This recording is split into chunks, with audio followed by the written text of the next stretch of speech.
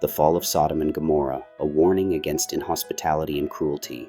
The biblical story of Sodom and Gomorrah, found in Genesis 19, stands as a stark reminder of divine judgment, not for the reasons some loudly proclaim, but for a far deeper failure of humanity. The destruction of these cities was not about sexual orientation, as some modern interpretations insist, but about a profound lack of hospitality, a disregard for the marginalized, and a culture steeped in violence, exploitation, and cruelty. The sins of Sodom and Gomorrah were rooted in the abuse of power, manifested in acts of rape, predation, and the mistreatment of the vulnerable.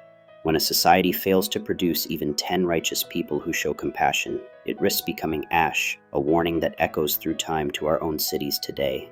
The true sin of Sodom, inhospitality and abuse. The narrative in Genesis 19 paints a grim picture.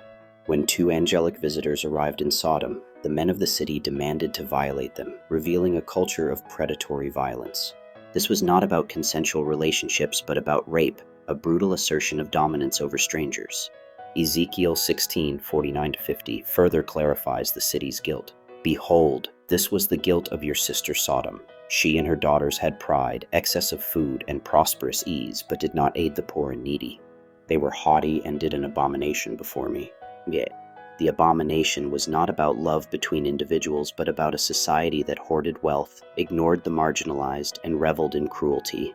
Sodom and Gomorrah failed to offer hospitality, a sacred duty in ancient cultures. Strangers were not welcomed, but targeted for abuse. The poor were not uplifted, but ignored.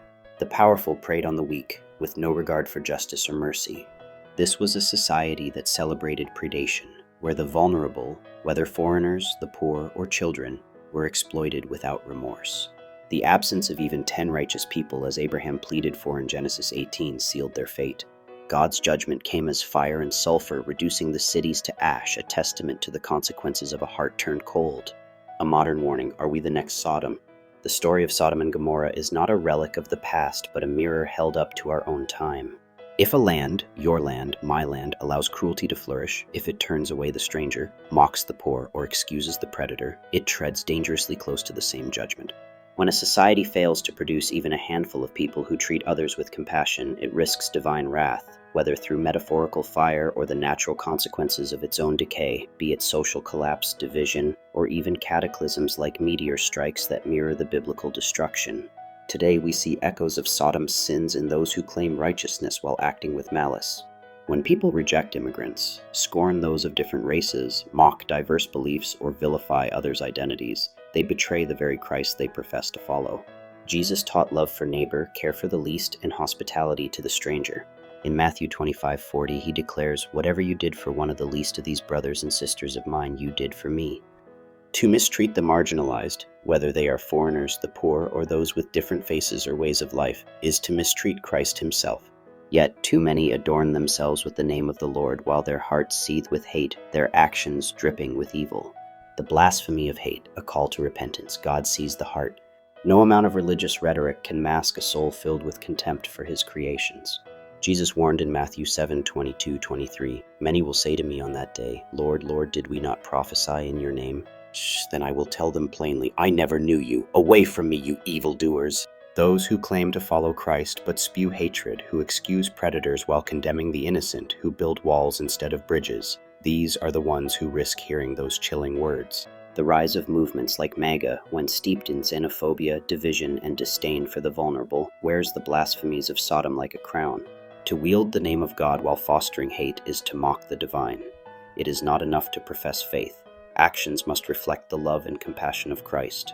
The call is clear: walk in his ways. Love your neighbor, regardless of their origin, appearance, or beliefs. Protect the weak, not the predator. Welcome the stranger, not the oppressor. Anything less is a betrayal of the gospel. The ancient cities of Sodom and Gomorrah stand as grim reminders of the consequences of forsaking compassion. They were once vibrant communities, full of potential, but they fell into the abyss of cruelty and exploitation.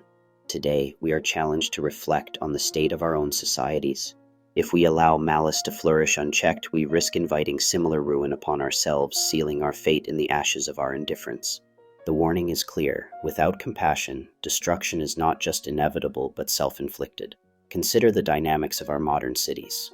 They teem with life, yet often mask a harsh reality where the weak are preyed upon, and violence against strangers becomes commonplace. In these actions, we mirror the fate of Sodom, igniting a firestorm of divine displeasure and casting shadows of upheaval over our once thriving communities. Each act of cruelty erodes the very foundation of our society, leading us toward impending judgment. It begs us to interrogate the moral compass we choose to follow. Moreover, the true measure of our faith must be demonstrated through our actions. It is not enough to merely profess love and kindness in our hearts if our hands fail to act. Every time we choose to welcome a stranger, uplift the marginalized, or stand firmly against injustice, we counter the darkness that seeks to envelop us. Each kindness becomes a beacon of hope, pushing back against the tide of despair threatening to drown our humanity. It is an invitation to embody the Spirit of Christ, who exemplified love and mercy in the face of adversity. As we navigate through life, we must ask ourselves where our allegiances lie. Do we turn a blind eye to suffering, or do we embrace those in need? By walking in the ways of Christ, loving fiercely, acting justly, and showing mercy, we create a world that reflects the heart of God, one not based on fear, but rooted in compassion. Let us come together in the pursuit of justice and mercy, for therein lies our hope of escaping the fate of Sodom and Gomorrah. In doing so, we forge a brighter future, one built on kindness and community rather than judgment and division. By Scott Young, aka Sin Famous Gamer.